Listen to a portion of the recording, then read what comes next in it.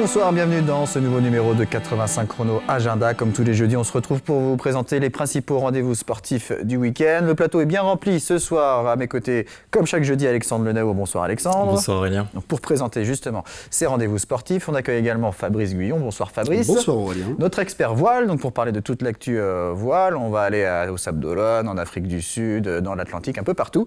Et puis on va parler d'un des événements du week-end qui se passera du côté de Montaigu-Vendée, à Boufféré précisément. Championnat régional des clubs de baby-foot organisé par l'AVBFS, l'association vendéenne de baby-foot sportif, représenté ce soir par son président Jean-Paul Le Potier. Bonsoir. Bonsoir. Et par l'un des joueurs licenciés dans ce club, Sébastien Remeau. Bonsoir Sébastien. Bonsoir. On parlera dans quelques instants donc de cette compétition et puis parler de ce qu'est le baby-foot sportif avec toutes ces règles en compétition qui sont sûrement bien différentes de celles que l'on connaît nous en mode loisir. Mais avant de parler de baby-foot, un mot de cyclisme, Alexandre, puisque une nouvelle épreuve arrive en Vendée. Une nouvelle épreuve qui sera intégrée au calendrier élite. Elle s'appelle la Route Vendéenne et la première édition ce sera le 9, 10 et 11 juin prochain avec 4 étapes programmées sur 3 jours. Un contre-la-montre individuel d'abord, ce sera le 9 juin à Moutier-les-Mauffais. Le lendemain samedi, une étape en ligne depuis Moutier-les-Mauffais jusqu'à Fontenay-de-Comte. Et puis enfin dimanche 11 juin, 2 étapes en matinée, un contre-la-montre par équipe à Chantonnay avant une course en ligne comme épilogue. Et bien l'après-midi qui arrivera à Mortaigne-sur-Sèvre. Oui, à la tête de l'organisation, vous l'avez peut-être aperçu, Jacques Philippot, l'ancien président du comité de Vendée de cyclisme. Je le disais donc, ce week-end, samedi, de 10h à 18h, championnat régional des clubs de baby-foot à la salle Magnolia à Boufféré, donc organisé par l'association vendéenne de baby-foot sportif. À quoi on peut s'attendre, messieurs, ce week-end, avant de parler plus concrètement du baby-foot sportif? Combien de joueurs, quel niveau on va retrouver samedi? Alors on attend plus d'une centaine de joueurs, donc c'est un championnat de France régional, donc c'est-à-dire que tous les clubs de la région sont invités à faire cette compétition. Les clubs peuvent prévoir plusieurs équipes, donc c'est par équipe de 6 plus un remplaçant, c'est facultatif, donc les remplaçants peuvent jouer on tourne entre chaque match. Et puis voilà, donc c'est un très gros événement depuis la création du club. Plus d'une centaine de joueurs sont attendus, comme je disais précédemment. Jean-Paul Le Potier, avec quel niveau de joueurs on va retrouver? Niveau de joueurs. Niveau de joueurs, je dirais que c'est le Graal de ce sport, puisqu'il y a plusieurs représentants qui ont brillé en national et en international. Il y aura des champions du monde, je crois, oui. présent. Trois champions du monde et 5-6 champions de France. Alors, c'est suivant différemment les années, puisqu'il y en a qui sont plus anciens et d'autres plus jeunes, bien entendu, et suivant leur catégorie. Alors, quel est le déroulement de la compétition? Vous parliez d'équipe de 6 plus un remplaçant. Bon, moi, dans ma tête, on joue à 2 contre 2 au baby-foot. Ça se passe comment? Voilà. Alors, c'est 3 doubles, D'accord. 2 simples Okay. et 2 doubles. D'accord. Et donc un classement général par équipe. Nous jouons tous les 4 points, on change d'équipe. D'accord. Et c'est le premier rendu à 28 points. Oui. Alors là, on voit quelques images extraits du Vendée en direct de l'année dernière avec Nolan Bossard, qui est un des meilleurs joueurs de votre club. 9e de la Coupe du Monde, c'était à Nantes en juillet 2022. On va voir quelques images aussi tout à l'heure. Alors j'entends déjà les téléspectateurs sûrement devant leur écran. Bon, baby-foot, c'est pas vraiment du sport. On est habitué au baby-foot dans les bars notamment. On est sur quelque chose de complètement différent, Sébastien, là, sur la compétition? Alors oui, sur la compétition, il y a quand même, même si on peut dire que c'est du sport, ça reste une discipline sportive. Donc en compétition, voilà, on est là pour se donner à fond. Donc il y a vraiment, oui, l'esprit compétition est présent et j'invite les gens à venir essayer pour se rendre compte qu'en compétition, voilà, le niveau, on sort complètement du bar et le niveau, on peut se permettre de se juger sur son niveau, quoi. Alors il y aura 10 tables de baby-foot installées pour la compétition, mais il y en aura 2 supplémentaires pour le public qui souhaite découvrir et pratiquer un petit peu. Concrètement, dans les règles, on connaît, pour ceux qui jouent un petit peu, les gamelles. À l'époque, on jouait avec le cendrier, les roulettes, les râteaux. Alors, tout ça, est-ce que c'est autorisé? Ça n'existe pas. C'est passé de mode, il faut dire ce qu'il y a. Et puis il faut que ça soit régulier pour toutes les équipes, quoi, en fin de compte. Maintenant, ce qui est le plus important, c'est le démarrage, quoi, en fin de compte, le début. En fin de compte, comment vous dire, l'entrée en matière. Voilà. Il y a un règlement défini par la fédération, donc tous les clubs suivent ce règlement. Donc comme ça, on a tous, il n'y a pas d'ambiguïté dans les règles. Un but marqué, c'est un but, donc que ce soit de la piscette ou le milieu de terrain, on peut se référer un petit peu au vrai football, puisque que ce soit la piscette, le demi ou la gamelle, un but est rentré, c'est un point. Ok. Donc c'est plus simple finalement que ce qu'on a. C'est ça, ouais. Mais il faut que ça soit contrôlé. Contrôlé, c'est-à-dire. Voilà. Contrôlé, c'est qu'on ait les mains sur les poignets. Ah oui, d'accord. Et que ça ne soit pas aléatoire, en fin de compte, que ça soit quand même quelque chose de concret, quoi. D'accord. Voilà. Très bien. On continue à pas parler baby-foot ou football de table. Vous me direz ce qui est mieux, quelle est la meilleure dénomination pour parler de votre club et aussi du développement du baby-foot, notamment en Vendée. Mais on va commencer avec les premiers rendez-vous sportifs du week-end, Alexandre. Et oui, et puis cette fois avec du football plus classique, puisque ce sera la 15e journée de Division 2 féminine. Sans victoire depuis début novembre et lanterne rouge, les Ornésiennes de La Roche-ESO reçoivent les joueuses du Mans. L'objectif maintien passera par un résultat positif ce dimanche au stade de Saint-André-d'Ornay. Coup d'envoi à 14h30. Pas de rencontre en National 2 ni en National 3 ce week-end, mais rendez-vous pour la Coupe des Pays de la Loire, 16e de finale de la compétition, avec notamment un derby entre le Vendée-Poiret Foot et Pouzauges. Ce sera samedi 18h, stade de Lidonnière. À noter aussi les rencontres de Chaland et de La Roche-ESO qui se rendront à Saint-André-des-Eaux et à La Flèche. En handball, 16e journée de National 2 féminine pour la réserve du RVHB. Les Lyonnaises 7e accueil samedi soir 20h45 à la salle Omnisport les Girondines de Blanquefort qui sont avant-dernière. L'équipe première de La Roche-Vendée Handball ira, elle, chez la Lanterne Rouge Cognac en National 1 féminine. En National 3 féminine, cette fois, place à la 16e journée également. Les Herbretaises, bonne dernière, affrontent Jouer les Tours 4e à la salle du Donjon. Coup d'envoi samedi à 21h. Et puis au rendez-vous de course à pied également ce dimanche, 28e édition des Foulées Luçonnaises, course individuelle de 5 et 10 km, course enfant et challenge entreprise aussi au programme. Premier départ à partir de 10h. Ce sera depuis la plaine des sports du Sourdy à Luçon. Et d'autres événements à vous annoncer en fin d'émission. On va parler voile maintenant avec vous, Fabrice. On va commencer par parler de The Ocean Race. Donc cette course autour du monde en équipage sur des IMOCA à laquelle participe notamment Benjamin Dutreux avec son bateau Guyot Environnement. Mais là, pour l'instant, le bateau, il est à l'arrêt.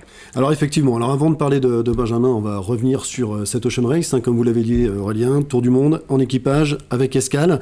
Ils sont 5 IMOCA, ces bateaux du Vendée Globe, à courir cette course. Et malheureusement, dans cette 3e étape, entre Le Cap et Itajaï, une course très longue, puisque c'est une course de près de 13 000 milles autour de l'Antarctique.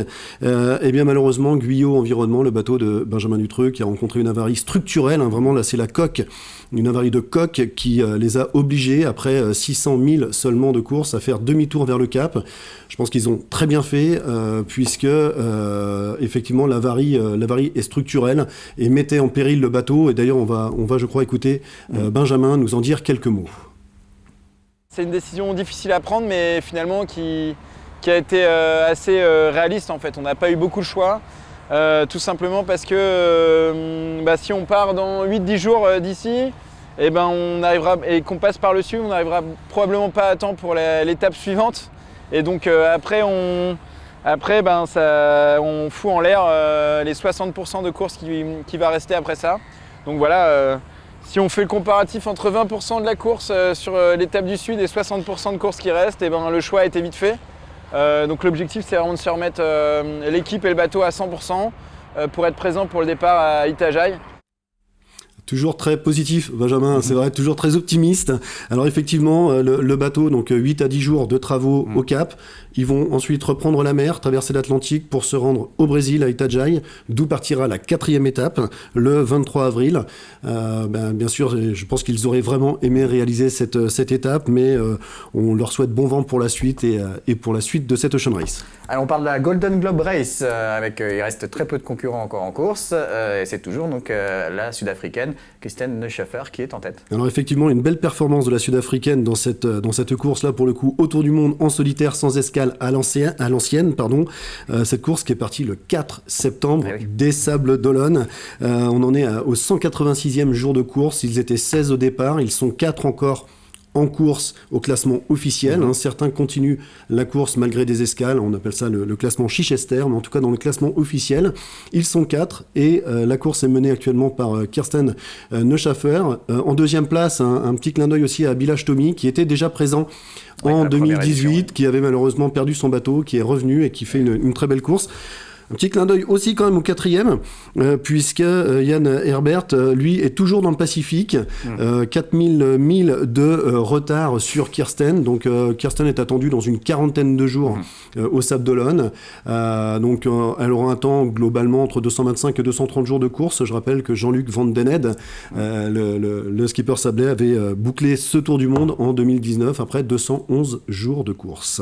Allez, on revient au Sables d'Olonne avec une course qui se prépare, qui va bientôt s'élancer et qu'on suit chaque année, c'est la Solo Maître Coq. Alors effectivement, la Solo Maître Coq au Sables d'Olonne, la 20e édition déjà. Cette course de Figaro Beneteau 3, ils seront 30 cette année sur cette édition. Donc on va rappeler un peu le programme. Donc dès aujourd'hui, on peut voir les bateaux sur le ponton du Vendée Globe à Port-Olona et tout le week-end. Je vous encourage à y aller. Et ensuite, des parcours différents puisque lundi et mardi, donc les 13 et 14, il y aura des parcours en baie des Sables d'Olonne, ce qu'on appelle des parcours côtiers ou inshore. Donc un départ aux environs de 11h le matin pour un retour dans l'après-midi. Vous pourrez aller les voir le long du chenal sur ces horaires-là. Et ensuite, à partir de jeudi, donc le 16 mars, le départ de la grande course entre l'île de Ré, l'île Dieu, pour 48 heures de course, une arrivée le samedi 18 et une remise des prix le 19 mars.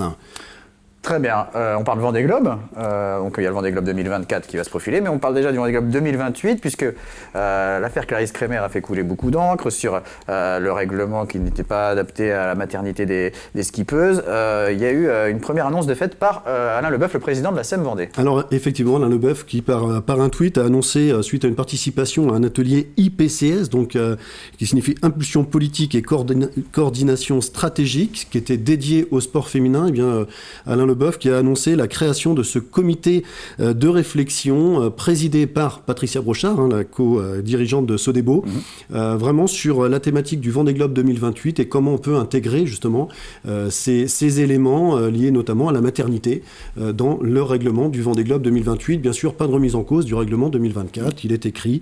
Donc là, on parle vraiment de 2028. Et très rapidement, pour ce Vendée Globe 2024, peut-être un Belge au départ, un Belge installé au Sable, Denis Van Winberg, qui a trouvé son sponsor. Alors effectivement, une très bonne nouvelle pour Denis Van Winberg qu'on avait dernièrement en visio avec nous dans une émission.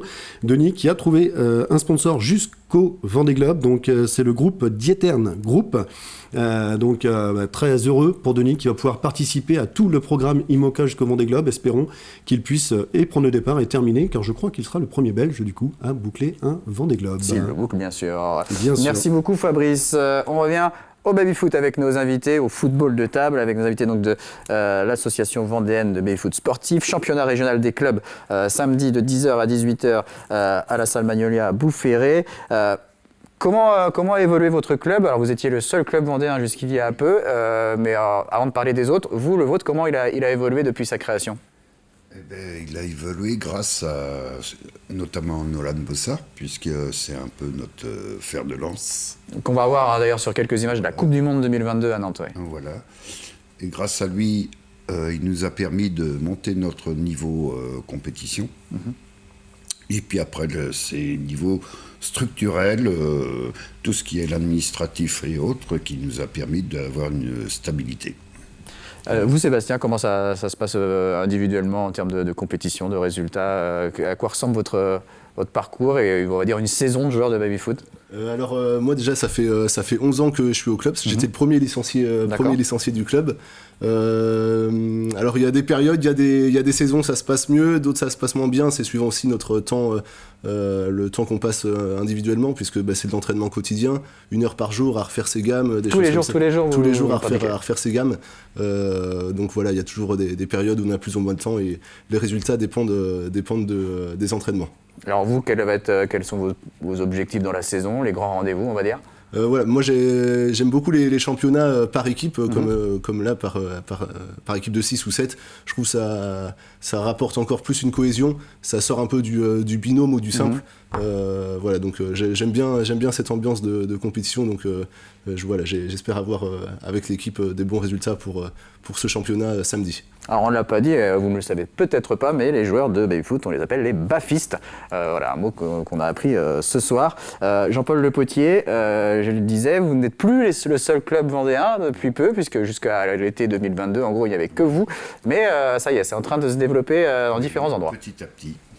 Donc il y a le club des Sables d'Olonne, avec son président qui est exporté de Versailles, qui est venu donc en Vendée pour son travail. Et professionnellement, bien entendu. Et puis, c'est un grand joueur d'un très haut niveau. En France, il est dans les 10 premiers en France. Et il a d'autres personnes qui étaient dans notre club, qui sont partis là-bas, puisqu'ils sont plus à proximité, et que lui, il donne une formation déjà bien relevée, en fin de compte. Et donc, il y a la Garnache également aussi. Il y a la Garnache. Alors, la Garnache, c'est une autre personne que je connais très bien. Il l'a monté, et ça faisait avant le Covid qu'il était motivé pour monter son club. Et quand il l'a monté, il a eu tout de suite un engouement, puisqu'il y a beaucoup de tournois amateurs et qui tournent très très bien. Et le club de la Garnache a les infrastructures, le matériel pour commencer à faire quelque chose de concret. Et il m'a demandé si d'ici mois de septembre, c'était possible de s'affilier à la Fédération française. Et donc ça devrait être le cas.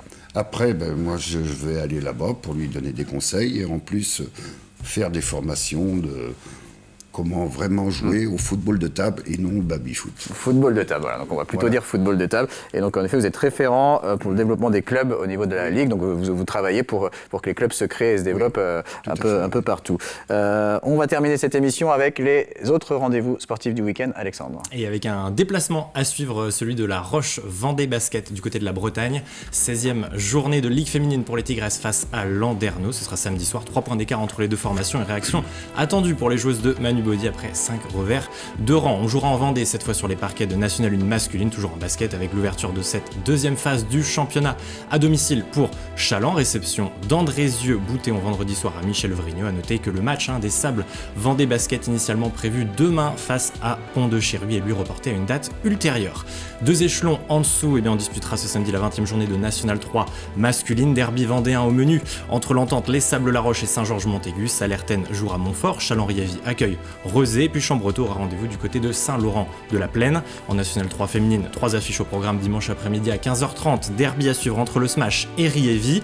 Les Herbretaises recevront le stade Rochelet. Déplacement pour Chantonnay-Saint-Germain sur le parquet du Poinçonnet. Et on termine ces rendez-vous avec du Palais en fonte. Place ce samedi à la finale de la Coupe de Vendée. Direction Montournay et le complexe sportif pour suivre le dénouement de la compétition à partir de 10h dimanche. Et donc le championnat régional des clubs de baby-foot ou football de table, samedi de 10h à 18h à Boufféré, salle Magnolia. Vous pourrez voir du football de table de haut niveau. Vous pourrez également pratiquer sur les 2 tables qui seront dédiées à la découverte. Merci beaucoup Jean-Paul Le Potier, Sébastien Romo. Bon courage à vous pour l'organisation samedi. Bonne saison à vous également pour les autres compétitions. Merci Fabrice. Avec plaisir. Merci Alexandre. Merci. On vous retrouve Alexandre lundi matin dans la matinale pour le journal des sports. Et moi je vous donne rendez-vous lundi à 18h45 pour un nouveau numéro de 85 chrono. Très bonne soirée à tous.